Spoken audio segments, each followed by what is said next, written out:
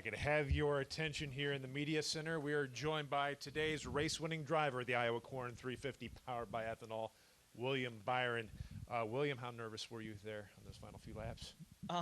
Yeah, I mean, nervous for sure, but I think just kind of, I don't know. I feel like I've been in, we've been on the other side of that. The last, probably month and a half, we've had some situation where we ran out. So I knew what to expect. I knew what to look for and all that in terms of like if I ran out of fuel. But I was just thinking about preserving as much as I could. Doing a lot of different things in the car. Lifting early and just not using a lot of throttle percentage. So just the guys did a really good job coaching me on what to do, and it was kind of amazing that we could kind of continue to stretch it or keep the same gap to second, even saving fuel. So it was just amazing.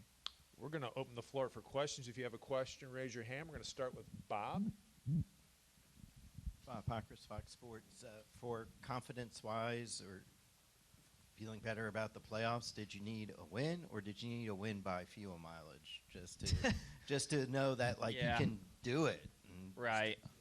Yeah, I mean, you never expect to be in a fuel mileage race, but we just had some weird cautions, with just the way that I feel like it's a lot of things, but it's just Michigan was really just when the caution came out, and then we had to stretch that fuel, and really we weren't ever going to make it there. We were trying to save as much as possible, but I don't know. To answer your question, I think it's I really feel like we needed to win a race. I feel like we deserve to win a race, based on how we've run all year, and it just wasn't happening. I felt like we had to learn how to do basically everything right, and things were still not really working out in our favor. So this is just a big relief to have one kind of go our way, and we've just been running so well this year. I feel like it's this is going to be a big momentum boost for our team, just to be able to kind of check that one off the list and keep carrying the speed that we've had. Go to your left to Phil. William, Philip Jones here from the Des Moines Register. Good to talk to you again. First of all, you battled Ryan Blaney for the win last year, came out on the wrong side of that. What do you make of winning this race? Yeah, I mean, I don't know if we came out on the wrong side last year. I don't think we were really – I think he was the best car, so we didn't really have a lot of chances at winning last year. But we had a good run. We did a good job last year, and I think coming here, we didn't really know what to expect. The track had aged quite a bit, so we'd worked on our short track program. So I feel like, short tracks are probably a weakness for us. It's probably the area where we could improve the most. And so to have a weekend like we had this weekend is just kind of opens up a big door and window for us, because this has probably been – these tracks have been the area we've needed to work on the most. So just really just happy to be in a position to win today. I felt like we were a top 3 or 4 car, and it's just awesome to come home with a win. And then assuming NASCAR comes back here, what do you expect moving forward, whether that's the repave aging, whether that's more of the track being repaved? What do you expect? Oh, I don't know. I just kind of roll with it. But I think, they should probably see it through now. I mean, the track's starting to age pretty quickly. I mean, it'd probably be good if you repave the top now, at least repave the straightaways. So I don't know. I'm not sure. I mean, it's kind of like our strategy today. Once you've kind of committed to it, you got to just see it through. So I'm not sure where it goes from here, but we're just going to keep, hopefully coming here. And it was awesome today. The fans, the facility's so clean and nice, and I love this area. So it's quickly becoming one of my favorite, Cup destinations. It was already that in Xfinity and trucks, but it's becoming that in Cup as well. Mm-hmm. We're going to go to your right to Mark and then to Ryan. Mark Schaefer with the Atomic Courier. There at the end, how much are you kind of keeping an eye on the fuel pressure, and then also keeping an eye as Chase Briscoe starts to fade more and more away?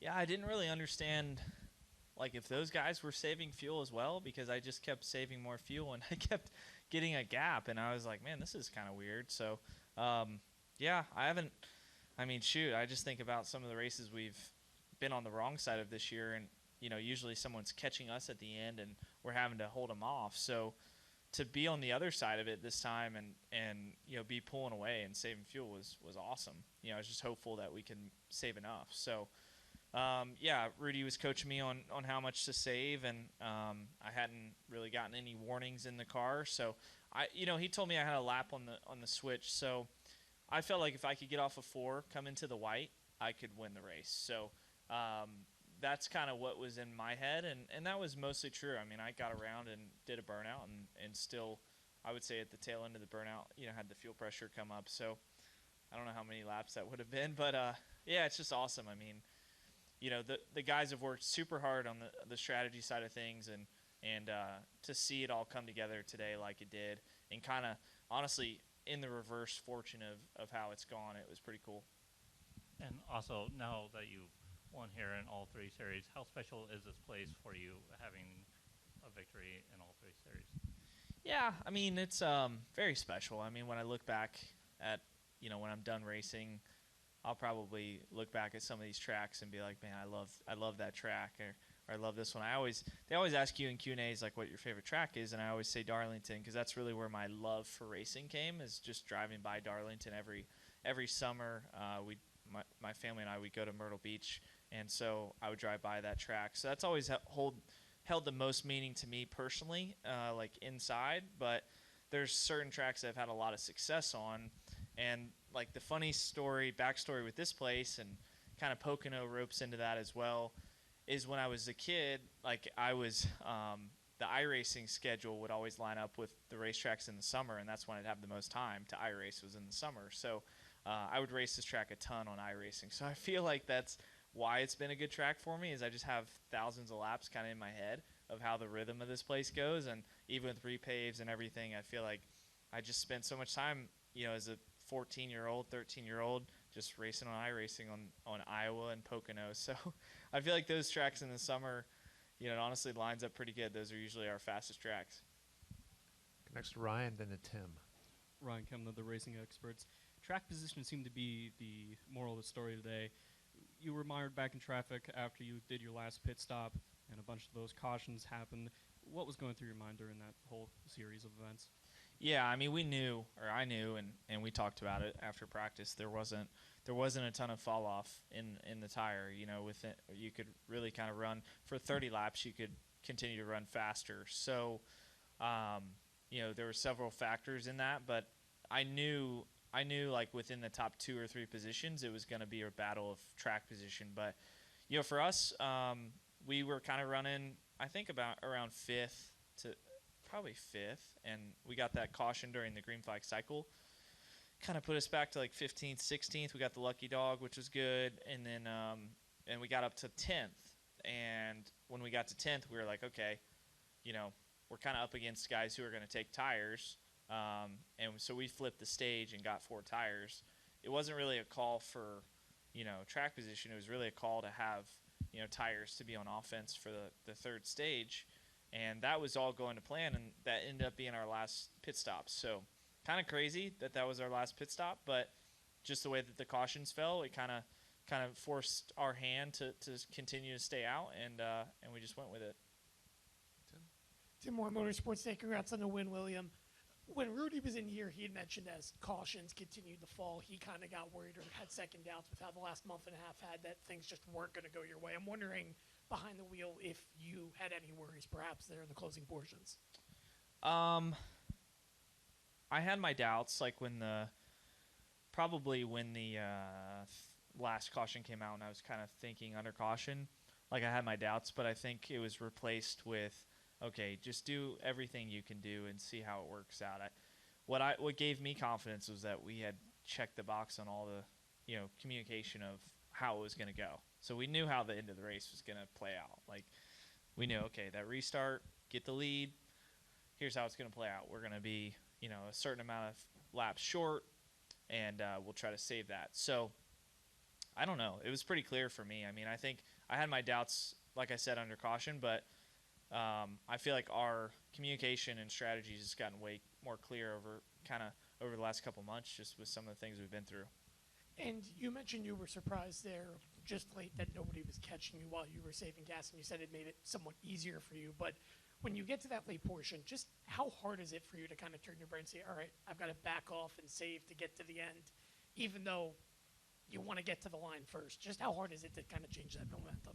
Yeah, that was a really good thing that I feel like Rudy said was just, hey, we want to get to the end of the race no matter what. So, that honestly took a little pressure off my shoulders of like, hey, if I lose the lead doing this is what it is. And then I just realized I was like not really, the gap wasn't shrinking. It was actually growing. So then it was like, okay, this is odd. Like, is everyone else in my head? I'm like, is everyone else saving fuel or not? Like, why is the gap growing? But I just kept with it and just kind of kept saving fuel, and it's amazing how much lap time we could make, there at the end, as much fuel as we were saving.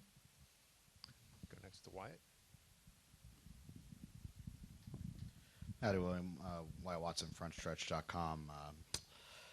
For this being your win here in the Cup Series, having all three in the Trucks, Xfinity, and Cup now, how much does that mean to you to accomplish that here in Iowa?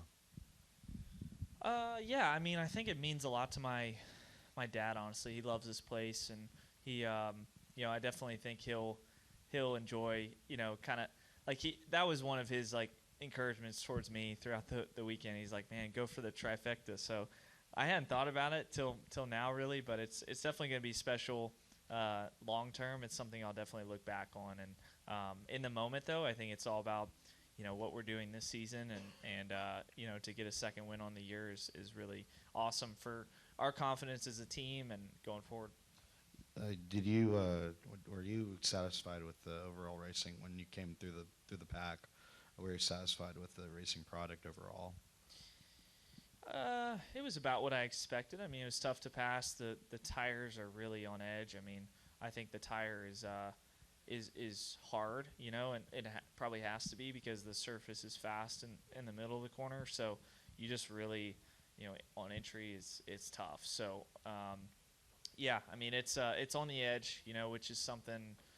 I feel like that's something to be happy and proud of too, is just how edgy the cars were to drive, and being able to put a race together like that with minimal mistakes was pretty cool. And with this 3 races left in the before the playoffs, how much does this win really help the 24 team with the momentum going into the playoffs? Yeah, it's good. I mean, I think it's we've been fast like every weekend. I mean, I can't think of a race we've been slow, and so I think it's just the results haven't come together, and it was starting to wear on us a little bit, I think, and starting to just create some kind of what's going to happen next. But this is going to kind of put the pendulum the other way, give us some momentum, and hopefully this momentum carries us for a long time. Yeah, thank you. We'll wrap up here with Bob. Bob Pockris, Fox Sports. With the win, you are now 18 points ahead of Chase in the regular season and 45 ahead of Kyle. Like, do you guys even talk about it, or do you have to sheepishly in your meetings be like, who's ahead, or do you not even discuss it among yourselves? No, I don't think we discuss it. It's just 3 extremely strong teams, and really Alex is running great as well. So it's just strength on strength. Like, we just continue to push each other. I feel like we always race one another really fair, but hard. Like today, we were all racing right around each other, and it was hard racing. And I just think we continue to push each other, and I think that's helping everybody. It's just preparing us for later down the stretch in the season. So yeah, respect my teammates a ton. I feel like we learn a lot from one another. We all have kind of our unique driving styles, but we have all kind of morphed into being able to drive this car really well. So it's just cool to see us all compete, and hopefully hopefully we can, us on the 24, hopefully we can just put 3 good weeks together on that end of things. And but right now, I think right now and through the week, it's just going to be about getting over the hump of another win, and that momentum, I think, is going to help us gather points. Well, William, congratulations on the win. With today's win, you become the first driver in history to win the Daytona 500 and the Iowa Corn 350. There you go. By ethanol the I same like year. that. Yeah. Thank you, sir. Appreciate it.